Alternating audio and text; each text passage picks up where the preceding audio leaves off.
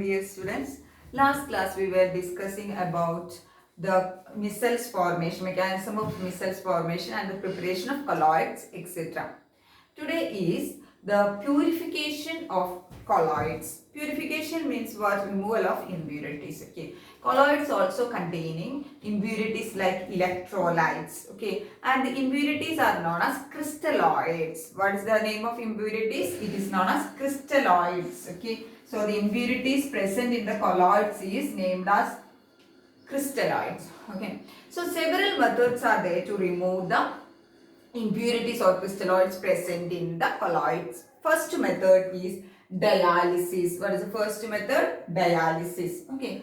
Normal animal membrane or animal skin or animal membrane, okay, it will allow the passage of only small molecules like crystalloids, and it will not allow the passage of colloidal particles, because compared to the crystalloids or impurities, the colloidal particles are larger in size. Okay, so usually the animal membranes, it will not allow the passage of colloidal particles, but it allow the passage of only which one? The crystalloids or impurities. Okay, so this property of animal membrane is made use in which process? Dialysis. Okay, so in dialysis, the separation, the removal of impurities is done by using this apparatus, and that apparatus is known as what? Dialyzer. What is the name of the apparatus? In dialysis we are using dialyzer. Okay, and this apparatus consists of a bag. It is the BAG. It is a bag,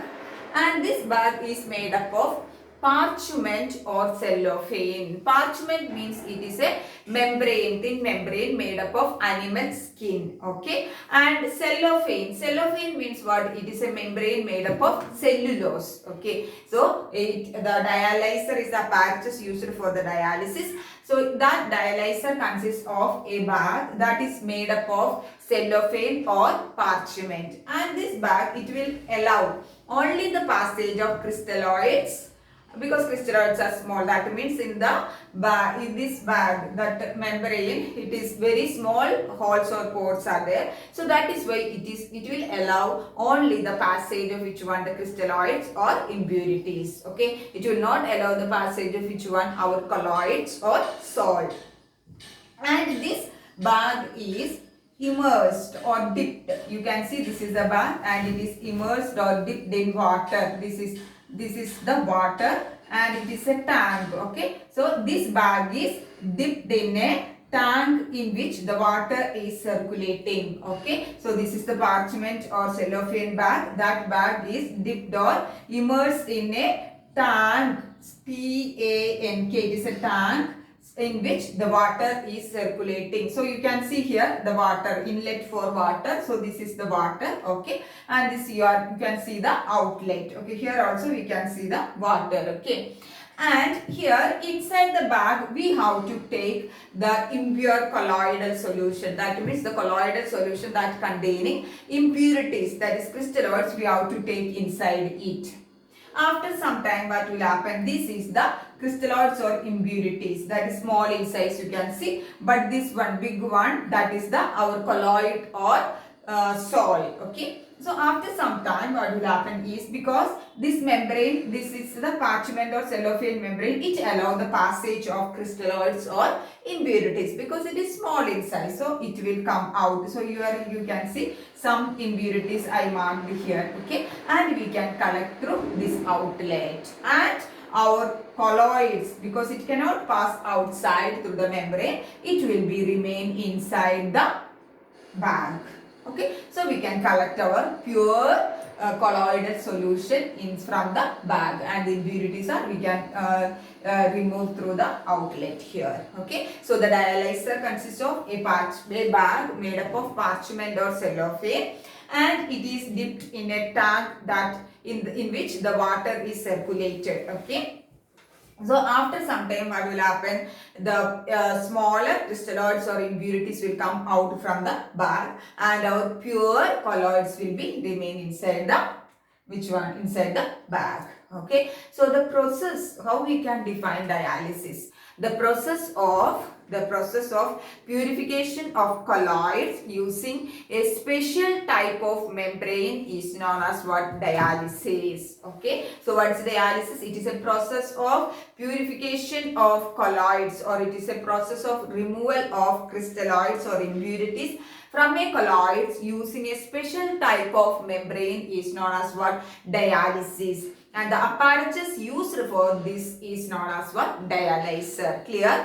And this dialysis is mainly used in the purification of blood in kidney, artificial kidney machines. Okay, artificial kidney machines, this dialysis process. Okay, it is this process is mainly made use in which one? Our blood purification in artificial kidney machine. So that machine also will contain the parchment or cellophane special type of membrane that will allow the passage of small impurities or ions present in the blood. Okay, but it will not allow the passage of large colloidal size particles like hemoglobin, etc. So that's where we can purify the blood. Okay, so dialysis means, all of you clear the dialysis. Okay.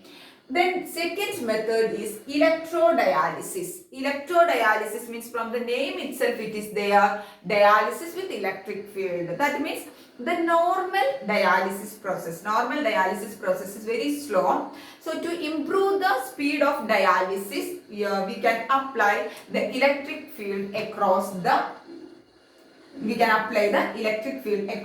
membrane. Okay, that's why the speed of normal dialysis we can increase. Okay, so that dialysis is known as what? Electrodialysis. So what is electrodialysis? This is a special type of dialysis accelerated by applying electric field across the membrane. Okay, so the diagram for it will be same thing, but here one electrode. So this is I'm marking as anode, and here is the second electrode. Okay, this is electrode and I'm marking as the cathode. Okay, so this is anode means which charge? Positive charge, and cathode means which charge? Negative charge. Okay, so what will happen is we are applying an electric field. Okay, so the crystalloids or impurities will move to the oppositely charged electrodes and deposit. That means if the impurities are having positive charge, it will move to the negatively charged cathode and deposit here. If the impurities or crystalloids are negatively charged, it will move to the positively charged anode and it will be deposited. So the diagram will be same, everything is same, only the difference you have to mark one anode and cathode here in the electrodialysis. So electrodialysis means it is a special type of dialysis accelerated by the use of which one? Electric field across the membrane. So clear all of you? Dialysis and electrodialysis. What is the difference between the dialysis and electrodialysis? Means in electrodialysis we are using a special, we are applying electric field. Next method of purification is ultrafiltration.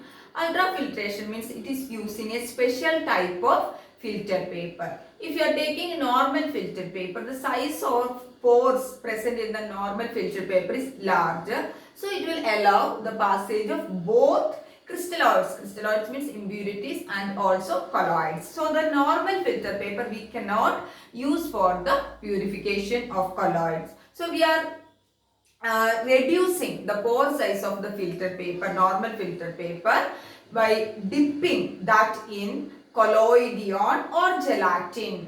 Colloidon means what? It is a mixture containing 4% nitrocellulose and alcohol plus ether. Okay, so what is colloidon? It is a mixture containing 4% of nitrocellulose in alcohol and ether, or gelatin, then followed by hardening in dipping in formaldehyde solution. So how we can reduce the pore size of a normal filter paper?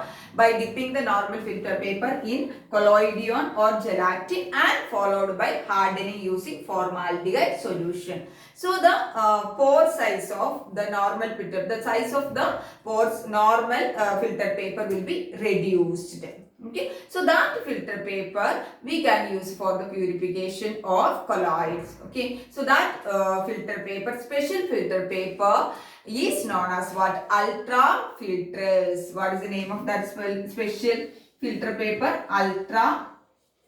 Ultra filters or ultra filter paper. Okay, so the process of removal of impurities like crystalloids or solute or salt present in a colloid using a special type of filter paper, okay, or the membrane made up of special type of filter paper is known as what? Ultrafiltration, okay, and that membrane made up of ultra filters or ultra filter paper is known as what? Ultra filter membrane, and it is mentioned here UF membrane, that means ultra filter membrane. Okay, so how is the apparatus setup? You can see here. So this is the apparatus used for ultrafiltration. Okay, so here you can see here it is we are applying here pressure, okay, for increasing the speed. Okay, so here you can see it is a mixture of which one? This is the mixture containing, this is our colloidal particles or salt particles,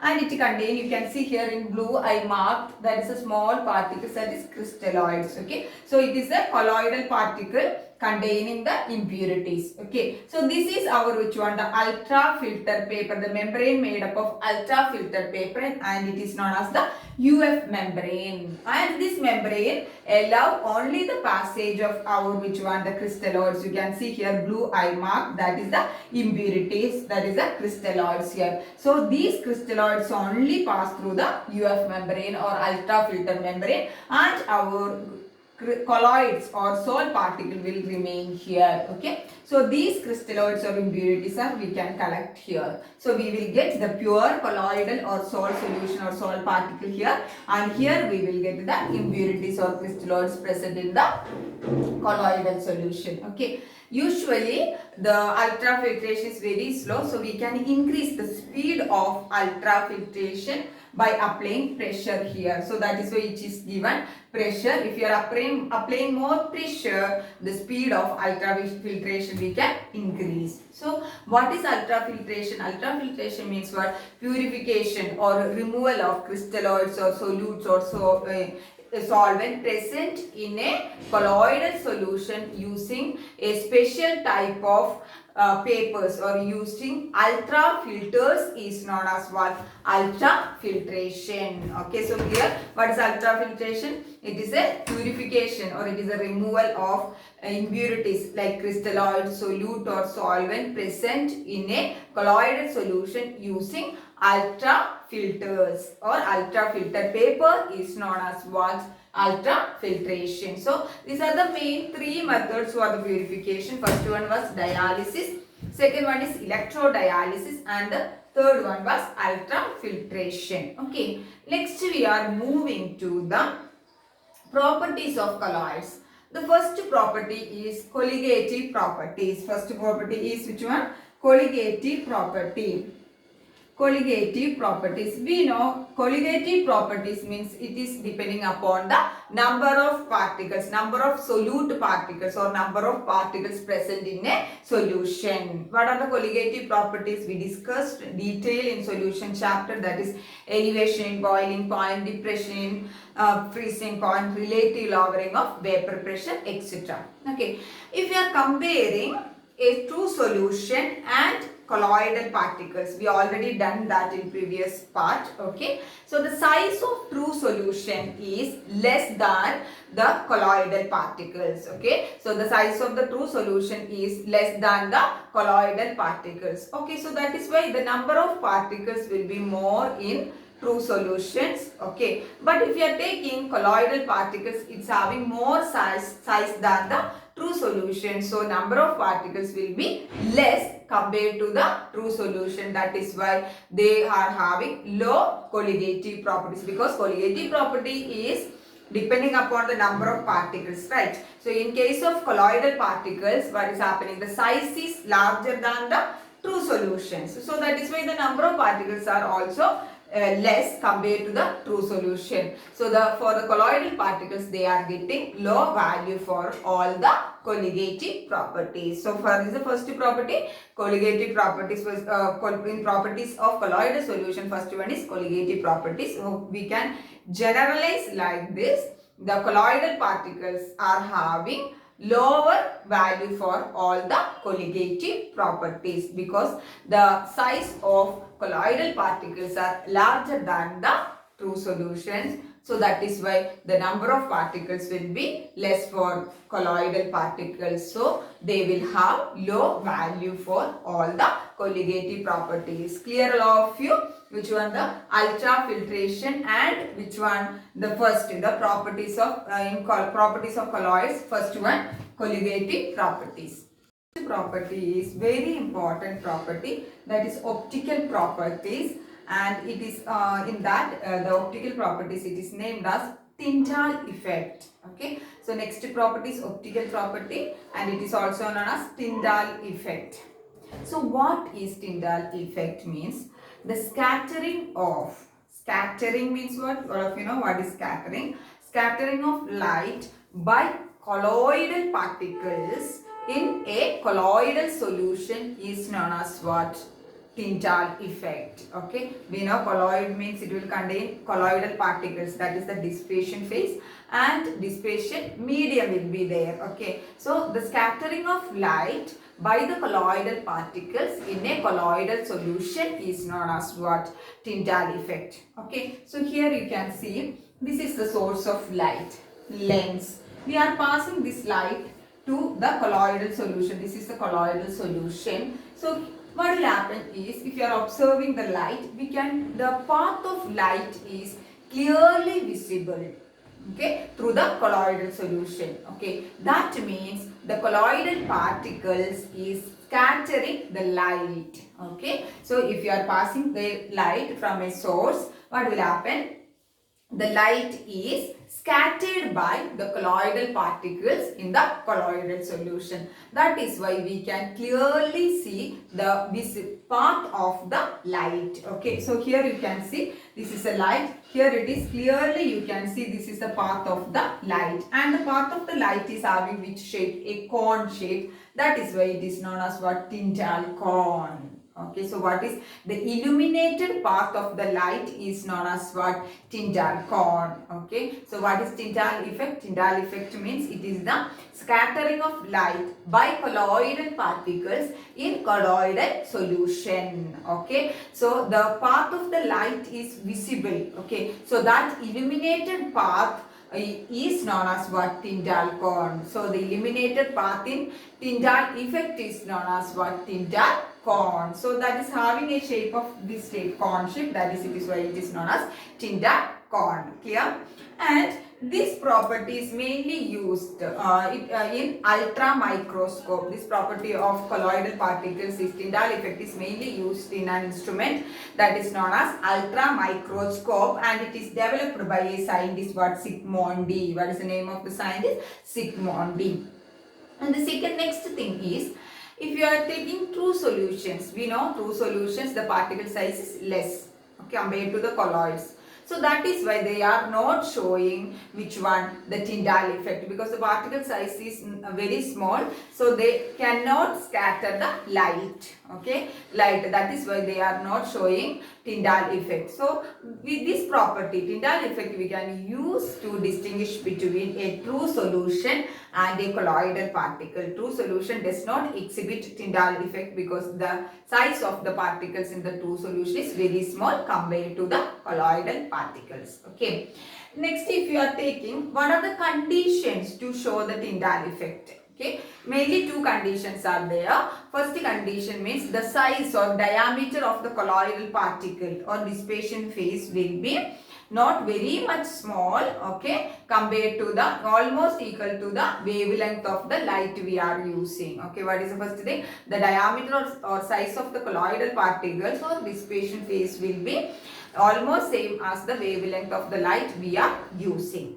Then second condition is the refractive index. Refractive index means in physics it is there. What is the refractive index? It is the, simply we can say it is a ratio of velocity in vacuum divided by velocity in any medium. That is known as what? Refractive index. Okay. Here we want that term only. Refractive index of the difference between the diffractive index of dispersion phase and dispersion medium will be large. That means there will be a large difference in the diffractive indices of dispersion phase and dispersion medium. That are the two conditions. Okay. Some common examples for this Tyndall effect is, if you are seeing the tails of comet. Comet means, all of you know what is a comet, right? Okay. So tail of comet is appear as Tyndall cone. Okay. Tail of comet is appeared as a Tyndall cone. Why means the particles left behind by the comet, the light is the light is scattered by the particles left behind the comet in his path. That is why the path of light is visible. So it is clear, it is visible or it is illuminated as Tyndall cone. Okay, so first one is what? Tail of comet is visible as Tyndall cone. Okay, why it is happening means, if the comet is going that path, some particles are left, that particles will scatter the light. That is why the tail of comet is appears as Tyndall cone. Then the scattering of, due to the property of scattering of light, we can say the sky is appears as blue, the sea water is appears as blue. And if you are passing the sunlight through a small slit, what will happen? We can see a small slit into a dark room. We can clearly visible the path of the light. Okay. Then the projector in cinema hall and all, we can see the path of the light. It is from a projector. It is clearly visible. So that all the properties are due to which one? The Tyndall effect. Tyndall effect means what? It is a scattering of light. Scattering of light by the colloidal particles in the colloidal solution. So clear all of you what is Tyndall effect, okay, and the common example for Tyndall effect. Next property is Brownian movement. Very important, okay, Brownian movement, and it is discovered by a scientist, that is Brown. Okay, so what is Brownian movement means? Colloidal particles, it is not traveling in a straight line. See, suppose this is a colloidal particle, it is not moving in a straight line. Okay, the colloidal particles movement, it is having a zigzag manner movement. Okay, so zigzag. So if you are checking, this is a colloidal particle, it will move like this, like this, like this and all. Okay, it is not moving in a straight line. Okay, so the zigzag movement of colloidal particles in a colloidal solution is known as what?